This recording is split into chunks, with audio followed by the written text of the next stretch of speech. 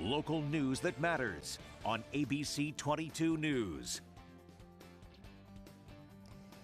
Tonight's big story includes new details about the two people tied to the shooting death of a Border Patrol agent in Vermont. The two people who were pulled over that day, January 20th, Teresa Youngblood and Felix Bockholt, may have ties to a group that people are describing as a dangerous cult, and some fear a footprint may already exist. ABC 22's Matt Holderman has been investigating this new development for us, and he joins us tonight live in the newsroom.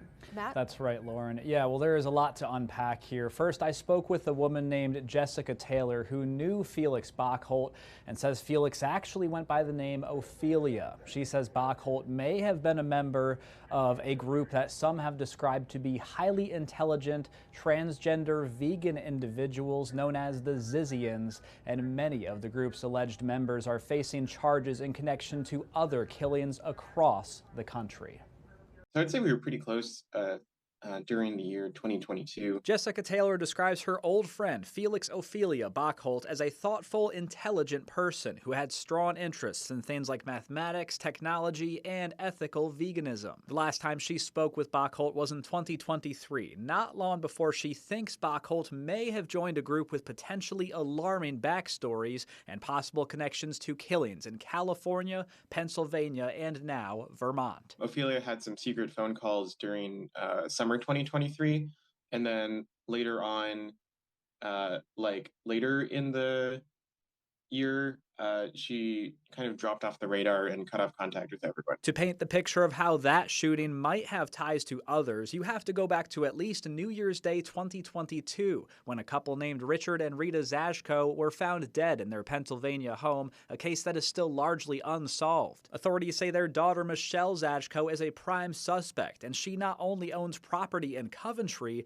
but according to reporting by the Associated Press, Pennsylvania State Police say she also purchased the guns that were in Bockholt and Youngblood's possession. Furthermore, Youngblood filed for a marriage license last November with a person named Maximilian Snyder, who's being charged in the death of an 82-year-old California landlord that happened just 3 days before the Border Patrol shooting. Taylor says this complicated web appears to lead back to one person, Jack Ziz Lasota, who was arrested in connection to the Pennsylvania killings but managed to post bail and hasn't been seen since. She says Lasota leads a group called the Zizians, others have described as a cult, to which Bockholt, Youngblood, Zashko, and Snyder may have all been connected. I'm guessing that they were having discussions with Ziz and possibly others. It seems like based on what was in the car, they might have been preparing for some sort of operation or violence of some form in terms of having bullets and walkie-talkies and wanting not to be observed. With the possible connections coming to light, Essex County State's Attorney Vince Aluzzi says people in the Northeast Kingdom are talking, and some are concerned knowing that alleged members of the group own property in the area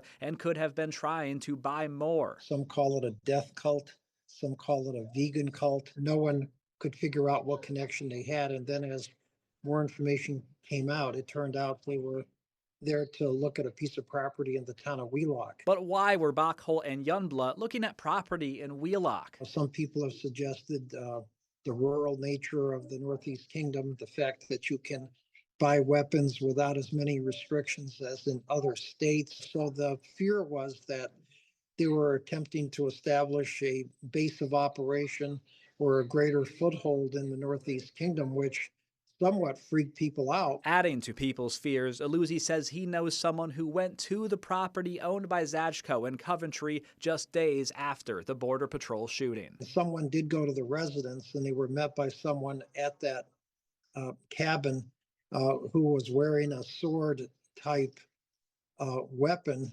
and the visitor was told to leave. It's a scary feeling.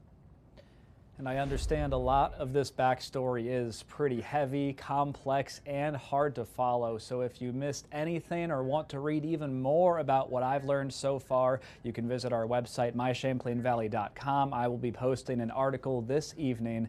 And if you tune in here again tomorrow night, I will take a deeper dive into the history of the Zizians with other investigative reporters from around the country who have been following them and reporting on them for a while now. I'll have that story 24 hours from now right here on ABC 22 News at 6.